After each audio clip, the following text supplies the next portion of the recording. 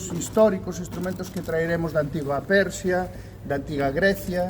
da antiga Roma, como este corno romano que acabamos de escoitar, e tamén un instrumento que estaba moi presente nas culturas célticas de toda Europa, que é o carnix, este instrumento que, bueno, hai uns días, por exemplo, estaba soando no Stade de France ante 80.000 persoas, pero claro, esta sonoridade que temos aquí, como podedes ver, é algo bastante especial.